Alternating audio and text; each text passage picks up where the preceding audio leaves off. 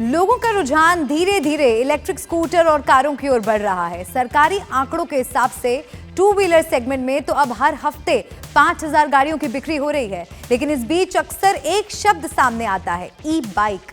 हम में से कई लोग इसे इलेक्ट्रिक मोटरसाइकिल समझ लेते हैं। तो आइए जानते हैं कि आखिर ई बाइक होती क्या है। अगर इन्हें खरीदने का प्लान है तो ई बाइक और ई स्कूटर में से किसका चुनाव करें। सबसे पहले आपको ई बाइक के कॉन्सेप्ट को समझना जरूरी है। ई बाइक को आप हमारी पारंपरिक साइकिलों का ही नया स्वरूप मान सकते हैं। इसमें आम साइकिल की तरह पैडल भी होते हैं, वहीं इसमें बैटरी पावर का भी इस्तेमाल होता है, इसीलिए ये इलेक्ट्रिक तरीके से भी भागती है। देश में अभी जितनी ई बाइक मौजूद हैं, उनमें ज्यादातर की मैक्सिमम स्पीड 20 से 25 किलोमीटर और सिंगल चार्ज में जाने की क्षमता भी 30 से 35 किलोमीटर है। कुछ ही कंपनी है जिन्होंने 80 से 100 किलोमीटर की रेंज वाली ई बाइक लॉन्च की है। अब आप सोच रहे होंगे कि इतनी कम रेंज की इस ई बाइक का आखिर इस्तेमाल क्या है। अगर आप ई बाइक के इस्तेमाल की बात करें तो इसके दो पहलू हैं।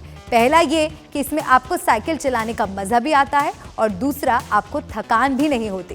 वहीं आम साइकिल की तुलना में आप इससे 10 से 15 किलोमीटर की दूरी बड़े आराम से तय कर सकते हैं। इसके अलावा ज्यादातर ई बाइक में रिमूवेबल बैटरी होती है, जिसे आप कुछ ही घंटों में पूरा चार्ज कर सकते हैं और कुछ ई बाइक में पैडल मारने से बैटरी चार्ज होने की सुविधा भी होती है। वहीं ये ई मोटरसाइकिल और ई स्कूटर की तुलना में काफी सस्ती होती है, जो इसे कॉस्ट इफेक्टिव बनाती है। आखिर ये ई बाइक है किसके काम की।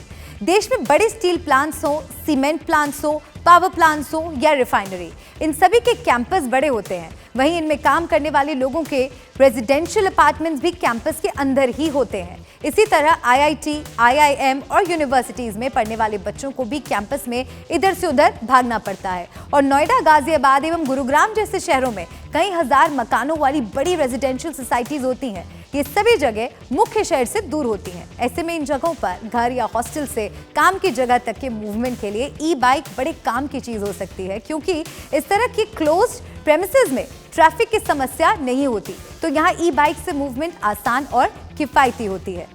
अगर आप कोरियर या होम डिलीवरी से जुड़ा कोई बिजनेस करते हैं तो ई बाइक आपकी डिलीवरी लागत को काफी कम कर देती है।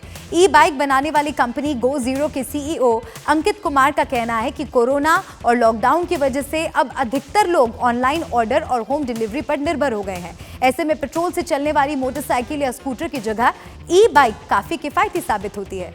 अब बात कि ई बाइक और ई स्कूटर में किसे खरीदा जाए, तो ये बात निश्चित तौर पर आपकी जरूरत पर निर्भर करता है।